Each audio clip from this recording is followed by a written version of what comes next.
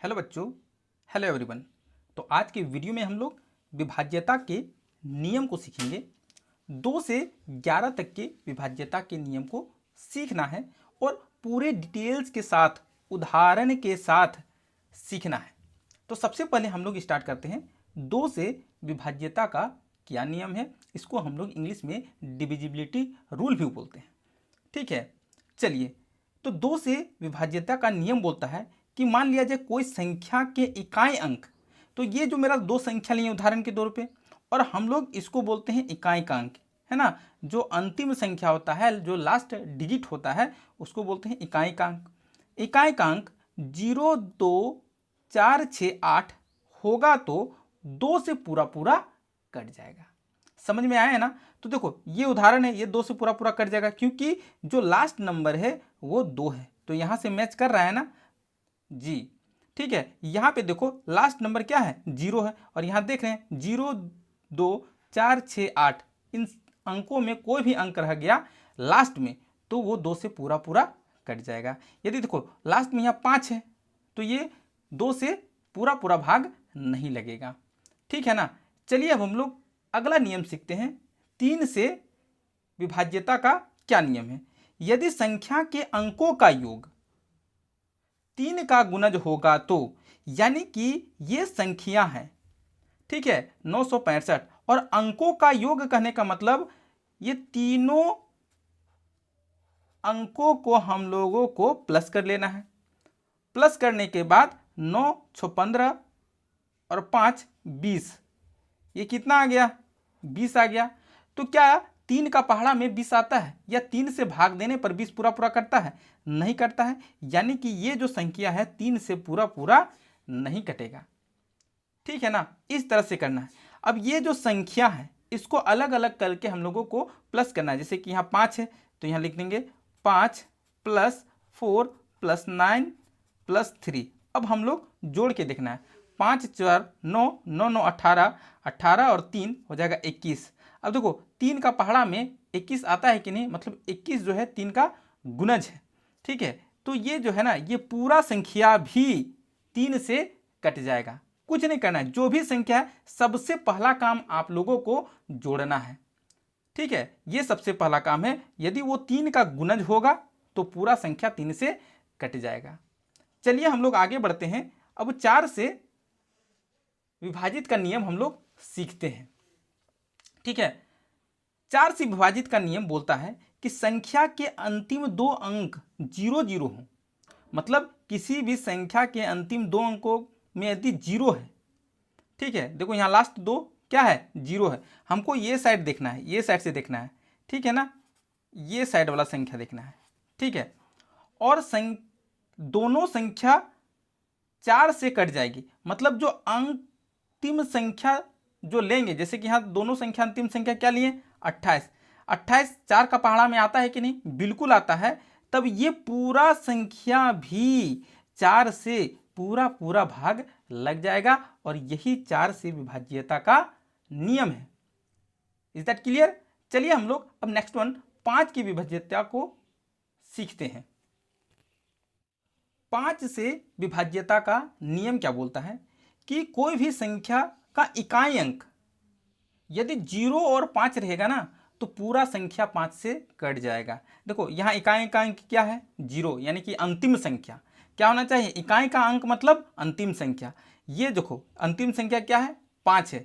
तो चाहे कितना बड़ा भी संख्या आप लिख दो, कितना बड़ा संख्या लिख दो, यदि अंतिम अंक मेरा 5 है तो पूरा संख्या को यदि 5 से हम भागा लगाएंगे ना तो ये पूरा पूरा संख्या कट जाएगा। मतलब अंतिम जो अंक होना चाहिए वो 0 और 5 होना चाहिए, तो वो संख्या पूरा पूरा 5 से कट जाएगा, विभाजित हो जाएगा। उसी तरह 6 से विभाज्यता का नियम क्या बोलता है, ये भी बहुत आसान है कि कोई भी संख्या दिया गया है और वो 2 से और 3 से यदि भाग देने पर पूरा पूरा कटता है तो वो 6 से भी कट जाएगा। तो चलिए इसको हम लोग चेक करते हैं कि क्या ये जो संख्या है 2 से कटेगा। लास्ट में 4 है, इट मीन्स कि 2 से पूरा पूरा कट जाएगा। 3 से कटने का नियम बोलता है तीनों संख्याओं को जोड़ दो, 5 और 3 8, 8 और 4 12, यानी कि ये 3 से भी कट जाएगा। तो इसको हम लोग 6 से भाग दे देंगे ना तो ये पूरा पूरा संख्या क्या होगा, कट जाएगा। क्लियर है? तो इस तरह से, ठीक है ना, ये नियम बहुत ही आसान है। 7 से विभाज्यता का नियम सीखते हैं और थोड़ा इसमें आप लोगों को ध्यान देना है कि संख्या के अंतिम अंक को 2 से गुना करना है। मान लिया जाए ये 72 है। अब जो अंतिम अंक है यहाँ पे क्या है, 2 है, तो 2 को 2 से गुना करना है, अंतिम अंक को 2 से गुना करना है, कितना आएगा, 4 आएगा। और गुणनफल को शेष संख्या से घटाना है, यानी कि ये जो शेष संख्या मेरा 7 बच गया, 7 को 4 से घटा देना है, कितना आया, 3 आया। कितना, हाँ कितना आया, 3 आया। तो क्या 3 7 का पहाड़ा में आता है, नहीं आता है। मीन्स दैट कि ये जो संख्या है 7 से पूरा पूरा नहीं कटेगा। ठीक उसी प्रकार इस संख्या को भी हम लोगों को करना है। चलिए हम लोग यहाँ पे प्रोसेस करके चेक करते हैं, है ना। जो नंबर से मेरा 2415, लास्ट वाला नंबर को 2 से गुना कर देंगे, यानी कि 5 गुना जो है 2 करेंगे तो 10 आएगा। और 241 माइनस जो शेष संख्या मेरा बच गया है ना, ये इसको क्या करना है, ये जो नंबर से इसको घटा देना है, क्या बचेगा, 231।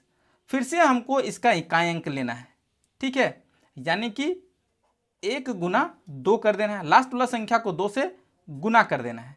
और गुना करने के बाद ये जो शेष संख्या है 23 घटाओ 2 कर देना है, कितना आया, 21। यानी कि जो 2415 है ना, वो भी 7 से पूरा पूरा कट जाएगा, क्योंकि 7 का पहाड़ा में 21 आता है।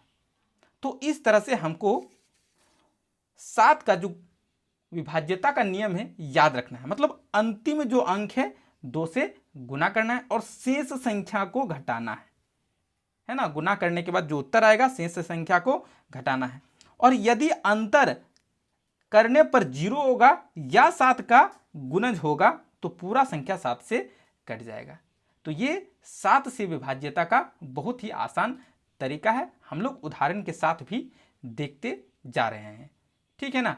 चलिए अब हम लोग 8 से गुणज के नियम को सीखते हैं। 8 से गुणज का नियम बोलता है कि यदि संख्या के अंतिम 3 अंक शून्य है, यहाँ पे अंतिम 3 अंक क्या है, 0 है, तो ये पूरा संख्या जो है ना वो 8 से कट जाएगा। ये पहला नियम है।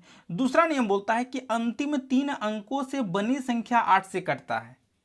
अंतिम 3 अंक ये कोई भी बड़ी संख्या है और 3 अंक यदि 8 से मेरा भागा लग जाता है, 8 इकाई 8 हो जाएगा, क्रॉस 32, यहाँ पे 0 2 संख्या एक साथ उतार नहीं सकते हैं, और 8 चौक 32, यानी कि ये भी पूरा पूरा 8 से कट गया। तो ये पूरा संख्या 8 से विभाजित हो जाएगा, ठीक है ना। तो हमको क्या रखना है यार, 8 से कभी भी हमको कोई संख्या को काटना है डायरेक्टली बिना भाग दिए हुए, तब हमको करना पड़ेगा कि अंतिम 3 संख्या लेना है और 8 से भागा देके सबसे पहले चेक आउट करना है, ठीक है। और पूरा पूरा करता है तो पूरा संख्या 8 से कट जाएगा।